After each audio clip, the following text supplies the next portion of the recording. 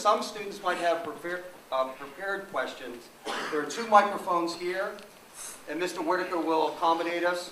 We also know that we have a time check, and I'll make sure of that. So please, students, volunteer, staff, faculty, volunteer. We got some questions here. So I know over the course of your career, I'm sure you've seen some very exciting things. And I'm wondering if today you're willing to share maybe your most memorable experience, good or bad, with all of us. Oh, so many.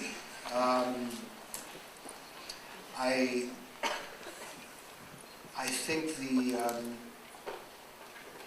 incident on Tiananmen Square is something I will always remember. But it's often the people I meet. I mean, not the big events, but people who make great sacrifices to help other people. Like the people in that small town in Arkansas who have the Make-A-Wish program. I don't think I've ever teared up as much in my life as I did there, meeting these people who, for no personal gain, help other people. And they do it with such grace and dignity and energy. I think I walk away from stories like that feeling more encouraged about life than I do from any others. Thank you. Appreciate it. Not a student, as you can tell by their hair. But I'm really curious, your questioning often really brings out some strong emotions from the people that you're interviewing. Have you ever worried that somebody was going to take a swing at you? If that prosecutor in Louisiana didn't take a swing at me, then I don't think anybody will. No, it's never gotten that contentious. I mean, once somebody makes the decision to sit down in front of a camera and participate in that dialogue, I don't think they're in the mood to take a swing at me. At least if they did, it would be caught on camera, and I'd have a story. No, that's never happened. When you do a 60-minute story, is this something that you are interested in and you initiate, or do some producers, directors, etc. down the line get a line on something that they want to bring to the fore? A little of both, more of the latter. I have this year probably about 18 stories that will get on, and each producer does 3 or 4. So I have many producers coming to my door saying, what do you think of this one? How would you like to do that? Most of the stories were brought to me by producers, but a number of them I've come up with myself, and I go to the producer and say, hey, why don't we try to do this? So it's a little bit of both. Can you say, I don't think so? Yes. No, thank you. Oh, yes. Yeah. I can turn it down. Okay, thank you. With the generations of nowadays, where so many African American, especially the teenagers and young people, feel confused about everything in the world, with the opportunities that my children have received in this school, which have been tremendous, what would you tell the young black men and women in this school? At least, what would you give them? A small, single advice to push them to the next level after they leave Bolles? Always pursue your education. Always. Your education is your key. It opens doors. It allows you to make choices for yourself instead of having life make those choices for you. And then vote. Vote, all of you. Hi, Bill. In the pre-function coffee area, we had a chance to talk about how the world of media has changed with the advent of technology and how quickly the news gets to us. We kind of wrapped it into the passing of Prince yesterday. When that broke, a lot of people thought it was kind of like an urban myth, legend, and everybody was racing around to figure out if it was real. And I struggle with this because there's so many news outlets. the internet everything, and it gets a little daunting and confusing at times to figure out who we believe, what is the right, what are the facts, form your opinion, and it's just coming at us fast and furious. I appreciate your perspective on the effect technology is having in your career, and some of the things that you said it's going to keep changing. I grapple with that all the time. We were talking at the reception last night about how there are so many sources of information. We have more information available to us today than ever in human history. And it's a blessing in that as soon as I landed yesterday, my phone pinged and I found out that Prince had died, and it was like immediate. In the past, you would have had to wait until the paper came out that evening or watching the news on TV. So it's at our fingertips, information. I generally think more information is better than less.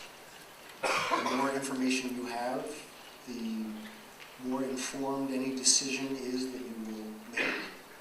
But we've reached a point now where we're overwhelmed. I mean, we've hit a saturation point where you just can't absorb any more information. But these kids are growing up in that world. I mean, for them, and for me, it feels like an avalanche. To them, I think it feels like Friday. It's sort of incumbent upon us. I keep hearkening back to America and American democracy and all that, but I truly do believe it. It's incumbent upon all of us to find the information that we need. It's out there. It's out there.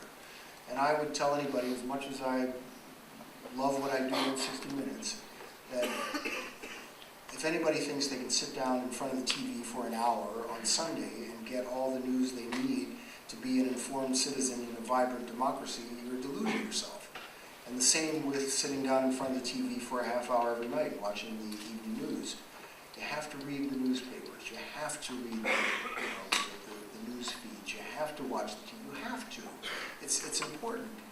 But at the same time, you have to find the ones that you find trustworthy, because there is a lot of noise out there. There's a lot of noise. And I personally don't care about the Kardashians.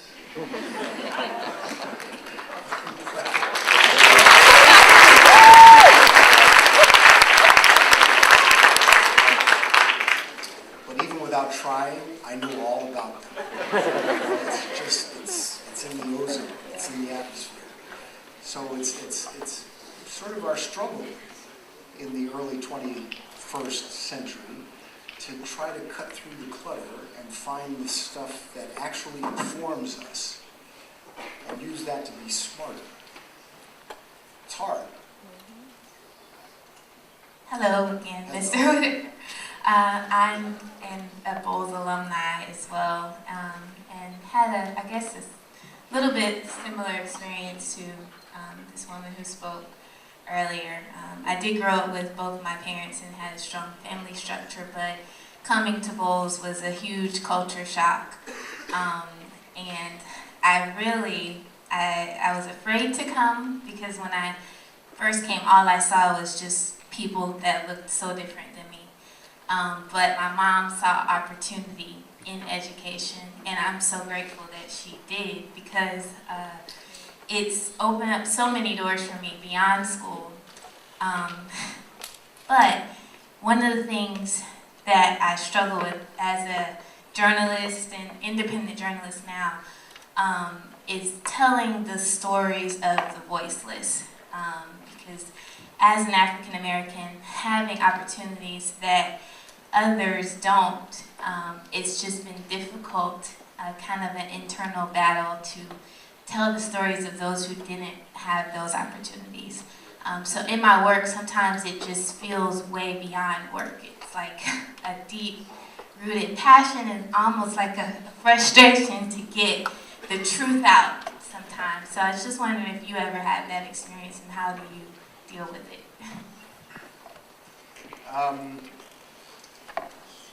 All the time. I mean, I think that it's part of my drive to give voice to the voiceless, to tell the stories of people who are not heard. My true belief is that our American story is all of our stories. It's not, if I tell a story about the black police chief in Cleveland who's dealing with an incident that sparked a racial explosion around the country, I don't look at that as being a black American story. I look at that as being an American story. This is us. This is happening to us. This is what we are doing. And are we going to allow this? Do we think this is okay? Do we support what the police chief is doing? I mean, it's like we need, as a country, to make the decisions about how we want our police to interact with the communities and how we need the communities to interact with the police, because it is a two-way street. The police, the people in the neighborhoods where the crime is worse need the police, probably more than anybody else. But at the same time, they want to be treated with respect. They want the police to realize that not everybody in that neighborhood is somebody who should be thrown up against the car and put in handcuffs. So they want the police to see them as individuals and not just as this monolithic group. So we have to get each one of those individual stories out so that America starts to see that we're all part of this mosaic and we're not just looking at each other as clumps. So whatever it is that's driving your passion, keep it up, because those stories need to get out.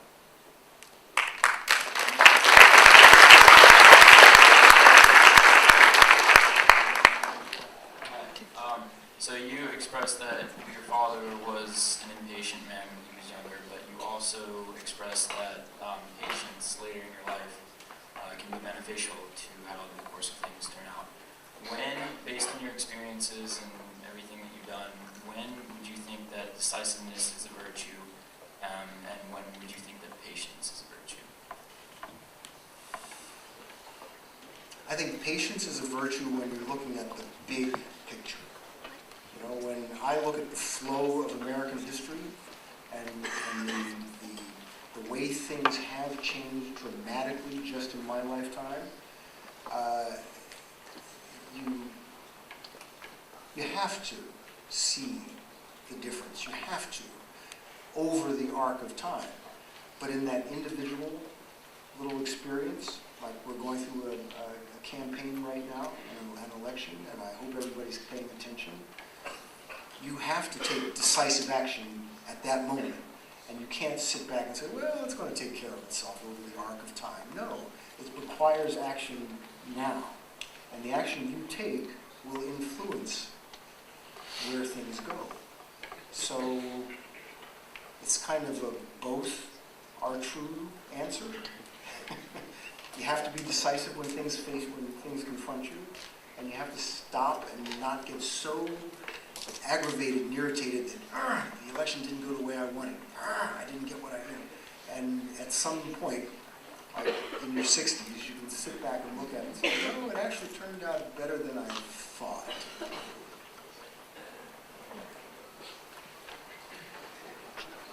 It's Matthew. So you talked a lot about working hard to get to where you are, and you got a lot of help from what you said. But was there ever a time where you were rejected from something or denied a position you wanted, and how did you bounce back from that? Did it influence you to work harder? Did it make you question whether or not you were able to do this? How were you able to handle that? When I first got a job as a reporter, I first started, I was in San Francisco, and I was a producer for public TV, and I wanted to be a reporter. So I was applying for reporting jobs, and I was kind of an East Coast, West Coast snob. I was only going to work on the East Coast or the West Coast and everything else in between. And I got rejected so many times, and I was like, okay, I'll work in, I don't know, someplace in Arkansas that I've never heard of. I'll go work there, anything, please give me a job. And I had applied so many times and been rejected so many times that I was seriously thinking of going to cooking school. And my wife said, you can't even boil water. How could you possibly think of going to cooking school? Stop. Apply one more time. And you know how they say, the last time I applied, I got the job. Well, it was the last time I applied, I got the job. I worked for 30 years wanting to get to 60 Minutes, and it just didn't seem like it was ever going to happen. So I was not content, but I was sort of like, well, you know, the job I have is pretty good, pretty interesting. I still get to travel around the world, so if I don't ever make it there, I'm not going to have a disappointing life. But I did want it. I did, I have to admit. And finally, after 30 years, I got it. But what did I learn from all that is just don't ever take no for an answer. If it's something you really, really believe in and you really want to do it. I mean, this job, you see the end results. You see the part that looks glamorous. Oh, it gets to travel all over the world.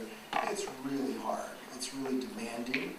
It's really, the pressure, the time pressure, the crunch, the deadlines. I mean, and it's relentless. As soon as you get finished with one, you have to start with the next, and it just goes on and on and on.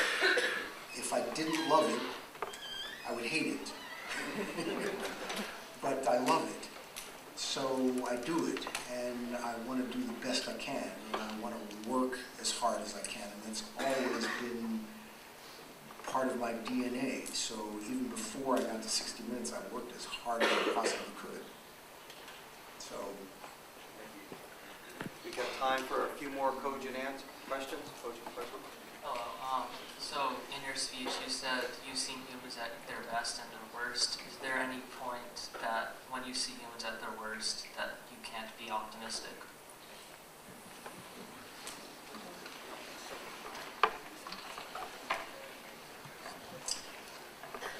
I do, well, I can't be optimistic. See, I'm a cockeyed optimist. I really am. I do see things change over time. But when I was covering the border between the U.S. and Mexico, it's marred by incredible drug trafficking violence. Violence based on drug trafficking. Huge amounts of money to be made, and ruthless people who are willing to do almost anything to make that money. And over the course of the years that I was out there, I saw the brutality become more and more grisly. Some of the forms of brutality are almost unspeakable.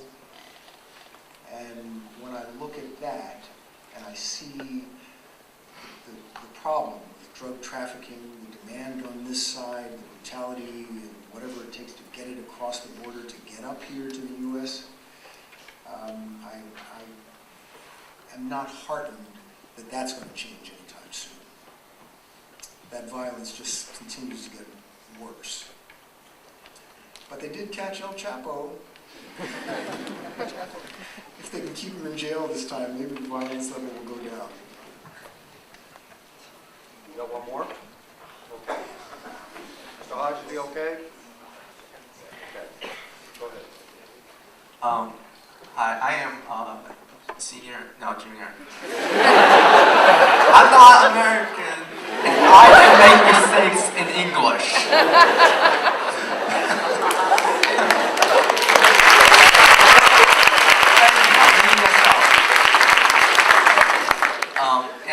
I want to ask, because as I just mentioned, I'm not a U.S. citizen, and I heard you talk a lot about the American dream, American work. But personally, because I mean, everybody here has been really, really awesome ever since I got here, that I know. But I have seen and heard a lot of misconceptions in the U.S. when it comes to other cultures. And you have said that you've been around the world, and I want to ask, what is your view on that? Americans, what a sweeping statement, Americans. People in the United States can be parochial at times, can seem to think that what happens here is the world, and can seem to have not only a lack of interest, but a lack of curiosity about what goes on elsewhere. But what this country does influences the rest of the world. What we do, decisions we make about where to send aid, or where to send troops, or our immigration policies, or whatever, it affects the world. So it's important that Americans know more about the world. You're coming at a time when I guarantee you, if you had come here like 30 years before, we would have known less about the world. We learn more about the world every single day. I guarantee you, 15 years ago, 20 years ago, people could not have told you the difference between Shia and Sunni, Afghanistan and Syria. I mean, we are being forced to learn about the rest of the world. China, for sure. So it's, as I said, America's always a work in progress. It's never, it says in the preamble, it's in order to make a more perfect union. That means that you're always working on it. So, what you see in America today, just by your presence, just by your being here, just by your talking to your fellow students, you're informing them more about the world. They're going to be less likely to be parochial because they know you. All right, thank you.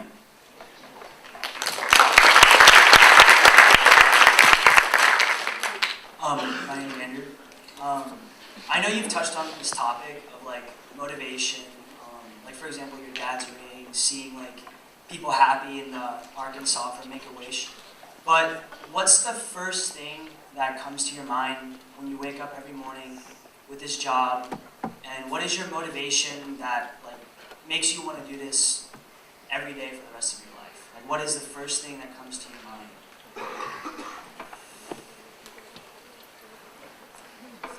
To be perfectly honest, it's a more selfish response. I love this, so I love travel, and I love meeting people, and I love talking to people and hearing their stories. I love it. And somebody pays me to do that. They pay me to go to Afghanistan and sit in some compound and talk to people about their lives. And it's incredible. It's incredible. So the main motivation is my curiosity, my desire to get out into the world. But a very close second is to bring that information and share it with all of you so that you can see what I see, and that maybe we will be a little more informed, a little more intelligent. Thank you. Hi, Mr. Whitaker. My name's Harrison. You've traveled a lot and you've been pretty successful at what you do. At the same time, I was wondering if you could share with me anything that you tell yourself regularly or ideals that you have to stay humble and to keep humility within yourself.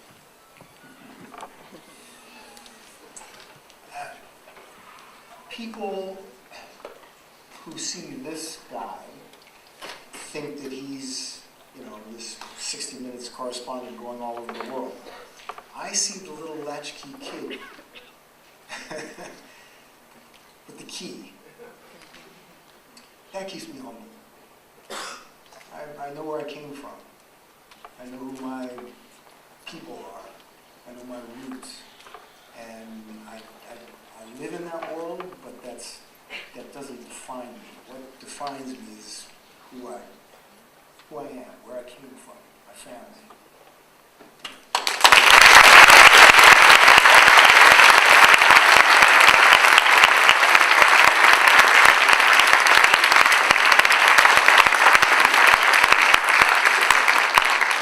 The academic day goes on, but I know we're lifted to a peak perspective, and I love the three words when we think about our courage, our integrity, and our compassion. So thank you for inviting Mr. Whitaker to the community, and thank you.